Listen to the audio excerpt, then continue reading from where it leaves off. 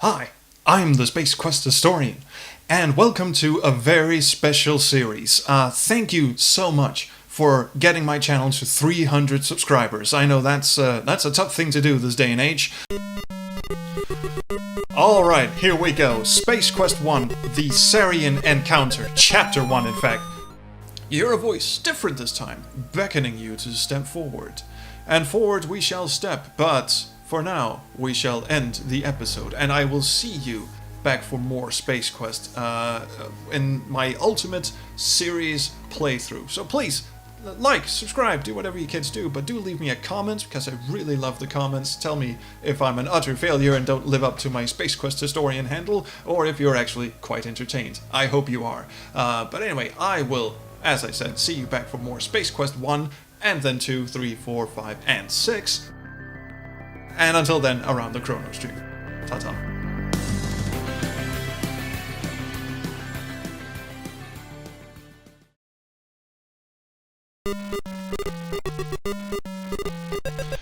Hi, I'm the Space Quest historian, and welcome back to some more Space Quest. The ultimate Let's Play adventure series thing, something that I started nearly a year ago. It was May of 2017, when I had 300 subscribers. I said I was going to play through the entire Space Quest series, and now I actually have. It's now February of 2018. Don't worry, if I really concentrate, I can actually say February. I'm not going to try that anymore. So anyway, I have now played through the entire series, official series, 1 through 6, and while I've been doing that, I've been keeping a list of things that I forgot along the way, because I said this was going to be the ultimate Let's Play, and boy have I failed. I haven't shown everything that I wanted to, or nearly everything there is to see in these games.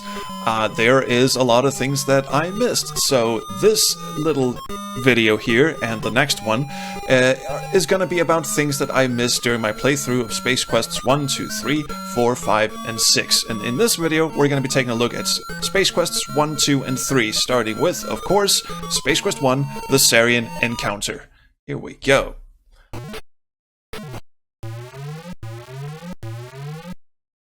Don't worry, this part I didn't actually forget anything in. Now, while walking around Corona here, well, let's just unfasten our seatbelt. Now, one of the things that I didn't do a whole lot of when I was playing Space Quest 1 was to show all the little deaths and such, because, well, I don't know, I just figured maybe that would be boring for people to just watch me die over and over again. And stupid me, right? Because one of the big things about Space Quest is that Roger dies an awful lot. And he dies in some really grotesque and awful ways, and that is fun. It is fun to watch, and it's fun to hunt down and see all the different weird ways that Roger can get himself killed. I'm trying to find one of my favorites, which I didn't actually show in my video. It should be around here somewhere. There we go. Now, you go into this screen. You don't actually do anything on the screen, but look at that. There's a little thing in the side of the cliff there. Let's have a little peek in, shall we? Hello. Oh, well. Well, I guess that's what happened when you poke your head into places you're not supposed to. Whatever's in that hole just enjoyed lunch on you. This should teach you to be cautious when encountering alien holes. I guess. And what I really enjoy about that little death is that it had this custom animation of him being sucked through the hole and his bones spitting out, and, you know, may look primitive today, but back then, you know, disk space was really a great concern. If you were going to put in an animation like that, it had better be fucking worth it. And let me tell you, I thought that was very much worth it indeed. I mean, there are, of course, other ways to get yourself to bite the dust on Corona here. If you just walk in, you know, the completely wrong directions, the game will, instead of bringing up a you know, invisible barrier, it'll just do that, for instance. The nice little grill sandworm will make you a vertical meal for the local welcoming committee. That thing makes something. Oof!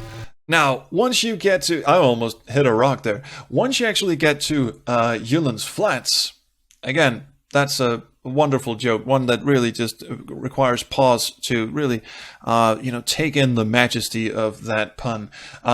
Once you get here, there's actually a ton of shit I didn't show either, one of which I actually didn't know about until I saw Danny, Game Grumps Danny, play this game. First of all, let's just take the key and get out of our skimmer. Exit the skimmer. Stand up, you Dinkleberry. Alright, so this jackoff is gonna come down here and he's gonna offer me some, 30 buckazoids for the skimmer. You're gonna tell him to fuck off.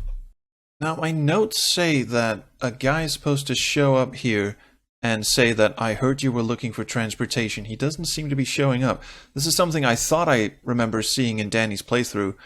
Maybe I should show you something else that I've got on my list, which is what happens if you drink one too many beers.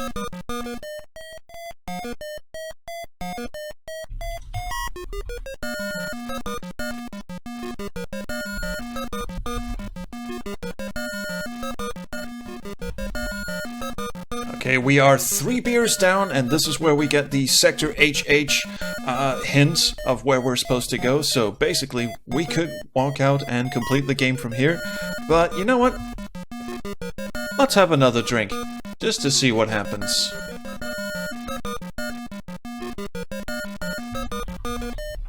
Yum. You feel a strange tingling sensation. The taste of the beer doesn't seem to be bothering you so much now. Hee hee. Also, I can read. Beer me again. Thank you. Let's have another one. Oh my, you're starting to feel unstable. Fuck it, beer me. Your words find no one. Oh, God. And I'm actually not touching the keyboard very much. I'm trying to tell him to go one way, and he's just darting all over the place on his own. Raj, if we can find our way back to the bartender. Come on, you can do it. I guess he actually... I'm not feeling so wonderful. Come on, you can have more beer. Come on, step onto the bar, man. I'm really trying to navigate this dude over to the bar. I know there's a door here somewhere. Oh, it won't let you go back to the bar. I thought you could have one more beer and he'd just, pass out or something, but no. You can, however, guide him. Please stop moving the bar. You can move him over to the door and actually get outside. Although this is harder than it seems. Come on, Raj. You can do it. There you go. There you go, Sonny Jim. It's right there. And now for the hard part. You just have to get up the stairs. There you go. Oh, Raj, you almost got it. You almost got it. There you go. There you go, Sonny Jim. You almost there. Almost there. Come on. Come on. Come on. Come on. There you go. Ah, the fresh air here helps you snap out of the stupor which that foul brew was responsible for. And we are good. We didn't die. So, let's have some more beer. Hey, weren't you just in here? Oh, well, I'll just have some more beer. Thank you. Drink of the beer. Oh, and that just starts the whole routine over again. Never mind. Okay, let's see if that dude's gonna show up now. Now that I actually know where I'm supposed to go. Maybe a person will tell me. A person's supposed to come around the corner of the bar. One of the patrons that we saw inside the bar. Supposed to come out and say, hey, I thought you were looking for transportation, something. Talk to my friend Tiny, or something like that. Maybe it doesn't happen in this version. Okay, so I've now broken the slot machine, and I have many, many monies. So now at least I do have something worth stealing in case that dude outside the bar should show up. I just rewatched bits of Danny's video, and he does in fact show up right here in front of the bar and ask, hey, you want to come with me? I heard you're in the market for transportation. So maybe he doesn't show up until I've been to Tiny's. Which gives me an opportunity to show you another thing that I missed, and that was, of course, if you buy some craft that you're not supposed to buy, like this thing. Are you going to tell me about it? Maybe I have to look at it first. You're standing there, one of the Tiny's used spacecraft. Upon close inspection, they appear to have quite a few kilometers on them. Well, I want to get this one. This one looks very good. I tell you, you've made a wise decision. She's a beauty. The keys are in her. If you have any problems, don't hesitate to come back and tell us about them. It's been a heck of a pleasure doing business with you. Good luck. Come again. And I was going to say off he fucks, but he really doesn't. He just stands there and waits for you to patiently enter the ship. You proudly climb into your new used spaceship. There's definitely something unique about it. He just stands there waiting for you to absolutely fuck the pooch. You turn the key excitedly. And spinny, and, well, didn't quite anticipate going that route. This is not where we want to go. Well, geez, guy, it seems it's developed some minor malfunction since we acquired it. We did have a small micrometeorite shower the other day. Maybe that was it. Yeah, that was probably it. Much as I'd like to, can't refund your money. Company policy, it's out of my hands. However, I can give you 70 Buckazoids credit on any other ship in our fine line of used spacecraft. Look around, see what you like. You know what? Thanks. No, wait, this one looks like a fine number. Think I'll pick this one instead. Don't let appearances fool you. This baby may be a relic, I mean a classic, but she's as dependable as the day we got her. That really doesn't inspire a lot of confidence, does it? And just think, you'll be the only one in the quadrant with one. I guarantee it. She's a beaut, isn't she? This little baby can do a spin around the planet in just under an hour. Yeah, with you just grabbing onto the tail like, oh, fuck, let me out. Look at the lines in that bodywork. Yeah, those are dents, asshole. They just don't make him like this anymore, you know what I mean? Yes, I think I do. And she's a real bargain at only 185 Buckazoids. Of course, minus your 70 Buckazoid credit, that would come to 115 Buckazoids. So fuck me, let's get this one. I tell you, you've made a wise decision. And in we go, you shell out the Buckazoids and hop in. Anxiously, you fire it up and lift off. And there we go. And we've done so very, very well. Not. Darn the luck, Roger. You've crashed into the dunes and ended your life. The various inhabitants of the Coronian Desert are now feasting on what remains of you. Guess that wasn't such a hot purchase. Now, we've actually bought a ship now, and Tiny's just following us around in a very creepy fashion. So let's go back to the bar screen and see if that dude shows up. Please? Maybe I need to have the droid with me. Yes, let's go buy a droid. Alright, you're coming with me. But before we do anything, let's just, because I'm feeling a little thirsty, you know what I mean? So let's just head back to the bar area and see if anyone wants to have a chat with us. Is that okay with you, Timmy? Alright, let's go. Oh my god, Timmy just had a fit. He's stuck behind the other craft there. Don't worry, Timmy, I'll be back for you. Just gotta go in here and powder my nose. Yeah, that's exactly it.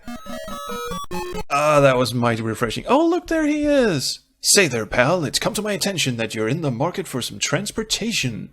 I may be able to help. If you'll follow me, I'd like to show you a fine little piece of machinery that'll knock your eyes out. Oh, hell yeah. I always trust strangers to say they'll knock my eyes out. Now, honestly, I didn't know this dude was in the game until I saw Danny's playthrough, so cheerio, Danny Alvedon. Hold it right there, pal. This is a stick-up. I'll just relieve you of your cash. Thank you very much. 115 Buckazoids? Well, I guess it's better than nothing. Here, keep 5 for yourself. I gotta admit, you look like you need it. Well, you've got to be leaving now. Go straight back the way you came in. Deviate from that path, and you're grill kibble. Now say here, tackle dude. Can I just stand here forever? No. You know what? I'm gonna go towards him. Let's see. Yeah, exactly, Timmy, the robot. I think I'll do that. And he fucking shoots me. The mugger impresses upon you that he was quite serious. Well, shit. Okay, we are now near the end of the game, and we're about to infiltrate the Deltor here.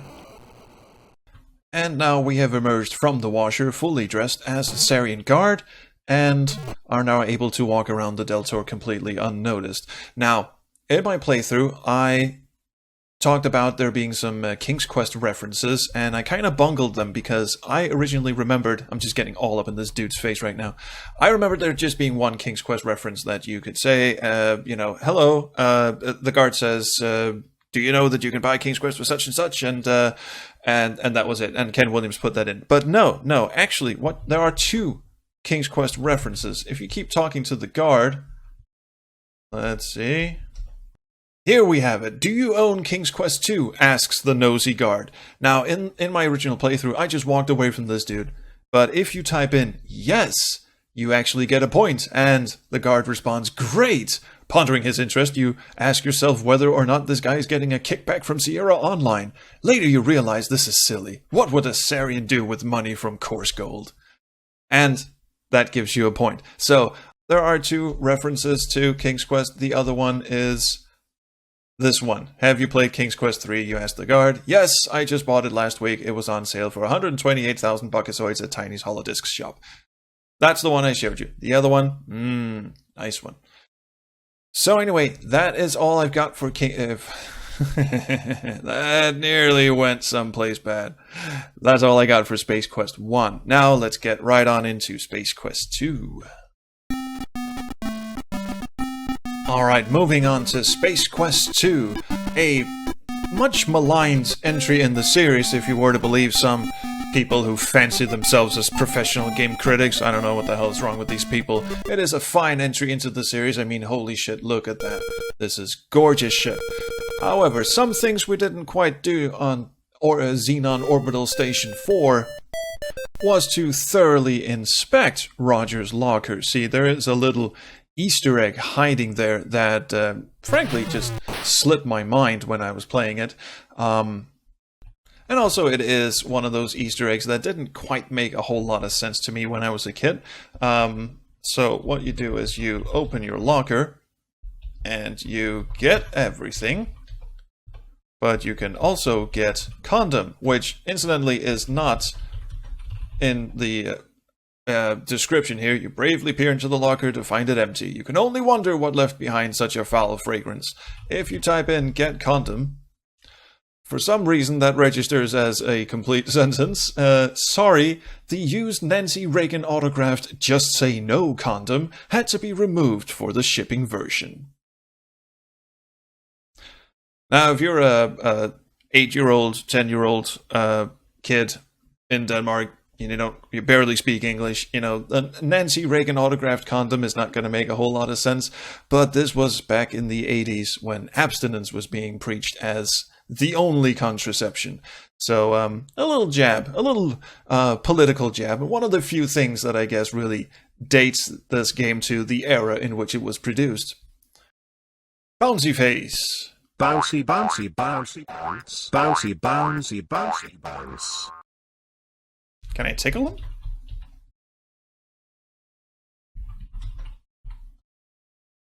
Can I fuck him? Apparently not. Now, moving on to the asteroid, don't worry about the alien here. It's just looking for fun and a friend to play with. That's not what I wanted to show you. Some things aboard this asteroid kind of escaped my attention the first time around. So let's go and have a look at those. I would believe those would be on level 4. Oh, bugger. Can I still press 4? Well, we're dead, aren't we? Ah, yes, the bathroom. Now, one thing I sort of neglected to do was take a very careful, wholesome look around this locale. No, wholesome wasn't the word I was looking for, but hashtag second language. If we open the door, get in the stall, close the door, have a little sit down, we can actually read some graffiti. Read wall. Ah, yes, here we go. The writing etched on the wall is in various languages. One large message reads, "For a good time, call Jerry, ask for Leonard." I have no idea who that's referring to. I know there was a person working at Sierra who was called Jerry. I don't know if that's a message directed to him. If not, feel free in the comments to work this one out.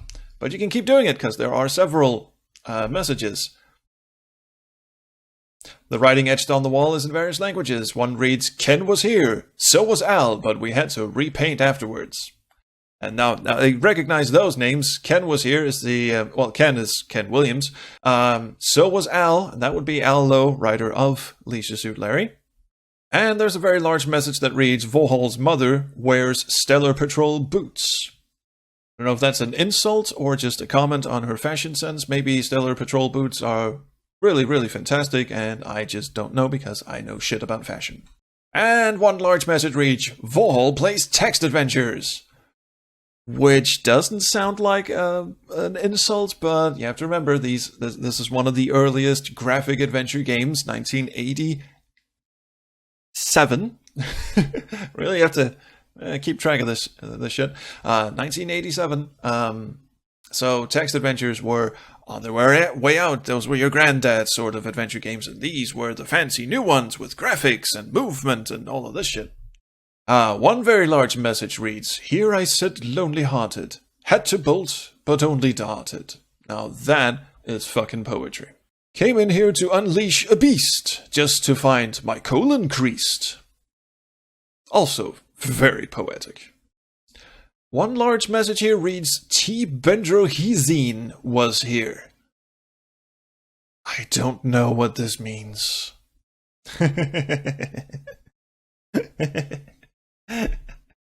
I mean, even if Sir Graham cross-dresses, fair play to him. Whatever he does on his own time is his business. And, you know, he is, you know, a knight, a fantasy hero. He's wearing tights. I mean, that's hardly an insult, I feel. And then we have, of course, what we all knew. Mulvale sucks. That's a weird one. You're right, RD. Sierra is an alien outpost, and it certainly puts to rest some myths regarding superior life forms. Now, who this RD person is? Again, I don't know. A lot of this shit was put in by either, probably Scott Murphy, actually. I was going to say maybe some other programmers had a hand in it, but no. Most of, if not all of Space Quest 2, the programming was handled by Scott Murphy on his own. So I think this was just a very, very pizza-fueled and beer-fueled late night for Scott when he was writing these messages. For a good time called the Helmet Master. Now, I know what you're thinking. Is this a Spaceballs reference? It is not. Spaceballs was not out at the time of this game's release. Wait, let me just double-check and see if that's actually true. Oh, it was out in 1987. Okay, but when 1987? In June of 1987. And what month was Space Quest 2 released? In November of 1987. Okay, it could be a Spaceballs reference. There is actually a chance that that's a Spaceballs reference. And I think that's about it. So we can just wipe. Oh, well. Well, we are sitting, aren't we? So, can we open the door while we're sitting down? I've always wondered. The sound comes from one of the occupied stalls, you think. Suddenly one of your senses downloads an extremely negative air quality report. For some reason, the name John springs to mind. Indeed. Were we standing up and having a tingle all this time? Roger. God damn it. And finally, that was all we had for Space Quest 2. Of course, it would be Space Quest 2 without a sudden revisit from the alien kissy monster. And look at the Marromatic just absolutely indifferent as all hell, just stomping in place, actually cheering for the fact that a new life has been birthed into this cosmos. And so as that thing runs away from us and we just lie there in a smoldering bloody heap, it's time now to move on to Space Quest 3. Monolith Burger. Is there anything more pleasant than having a nice burger at the end of a long day? Let's have a look at the menu, shall we? Well, for instance, we could get ourselves a Big Belcher combo, which sounds fantastic because it has Jumbo Monty Pology, Space Butts, extra grease, and a sloppy slurper. That is just what we need. Would you like something to drink with that? Sure, why not? Space Butts? I thought it came with them, but fine, fuck you. Would you like a black fruit pie? Absolutely. And a free drink. Total is $9 so it's, hey, here you go, my good man. Let's scarf this baby down. That drinking animation never fails to inspire a lot of... Well, actually, it looks a bit disgusting, but okay. He drinks a bit like me, really. That was mighty tasty. Well, maybe mildly tasty. Well, maybe not tasty at all. In fact, it reminded you of the slick skin of a Volian mucus worm. So, really, really tasty. Well, here we go. That's it. Off good day's work. Let's just head back in our ship and be done with.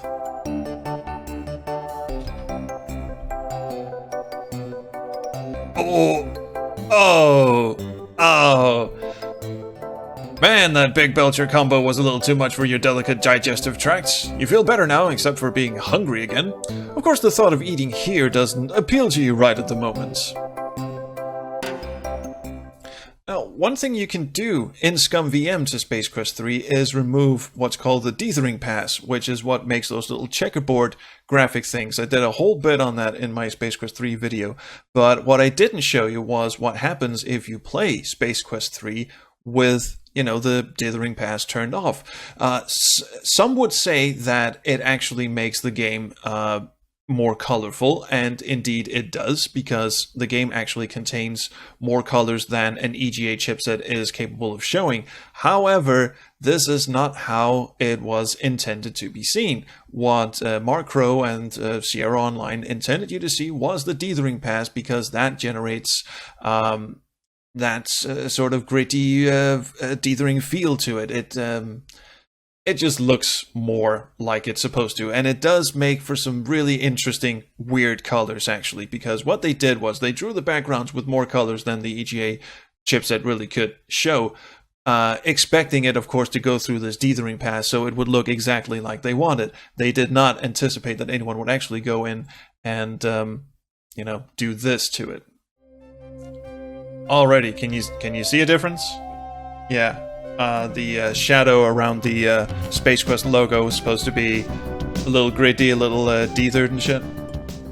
And once we get into the actual game, there's not a whole lot to see on the trash freighter here. In fact, there's a lot more detail in these backgrounds than you would know, because, you know, with the Dithering pass, a lot of this checkerboard is just generated automatically. But if you see all of this grit in the background and these, mountains of dirt and shit on the trash freighter here, those are painted in, on purpose, as it were. If we go as far as Fleapod, I think it's now starting to become quite apparent how the dithering works, because a lot of the sand on Fleapod is very dithered, and it gives it this sand-like quality that is, well, now completely absent for obvious reasons. I'm getting some Space Quest 1 flashbacks here. Let's just see what happens if we go trek a bit too far off into the distance. Alright. Cool shit.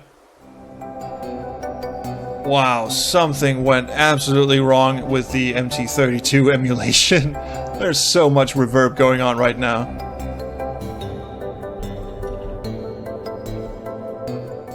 Now we're back at Monolith Burger, which you can tell from the music, which has thankfully corrected itself, which is not terribly different from its, how it's supposed to look. However, if we enter our ship here and head off to the lava planet of Ortega,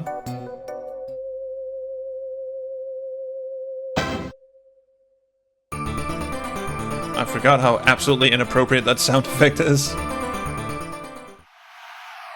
First of all, we can see the halo around the planet is a bit weird. Some of the stars are shining through it. And with the mighty wump we have set down, now let's stand and press les boutons to exit the craft. And actually, we have to, of course, remember to wear our underwear, because it would be a little embarrassing to disrobe out here on the planet's surface. Why not go back to... Well, okay, fine, you absolute prude. Because here you're in a close-up, which is... actually, all the more, revealing. Anyway, let's head outside. Now, there is a lot of dithering on this planet in the original, but as you can see, now it's all been replaced by these nice straight lines, like a very, very thick gradient, and the planet actually looks a bit, almost looks a bit flat, really. Except for, of course, these rocky things. But this just, the contrast here is amazing, because you see the, the red glowing stuff in these rocks. Now, that is how it was supposed to look also in, the atmosphere. But the atmosphere is just this sort of flat, very big gradienty thing. And this is how it was supposed to look. So anyway, that's the end of Space Quest 3, and that is how things look, and as the two guys continuously yell at us for not getting our shit in gear, I'm going to leave you for this episode. Warning, short-range fighters approaching from rear, weapons log on detected. I'm sure we'll be fine. Nothing bad is going to happen to us. We will, of course, see you next week for more things that I forgot during my playthrough of the Space Quest series. But right now, Scott and Mark and good old Raj and I would just like to take this opportunity to... I would just like to take this opportunity to say thank you. Please like, subscribe, do whatever you kids do. Just leave me a comment because you know I love the comments. Did I miss anything else? Let me know. I'll go back and check. And, of course, happy to have you along for this journey. Thanks for staying with me from the early first episode of Space Quest 1 at 300 subscribers to now at somewhere above 2,200 subscribers. So that's pretty damn fucking cool. Thank you very much. And, of course, I will see you around the Chrono Stream.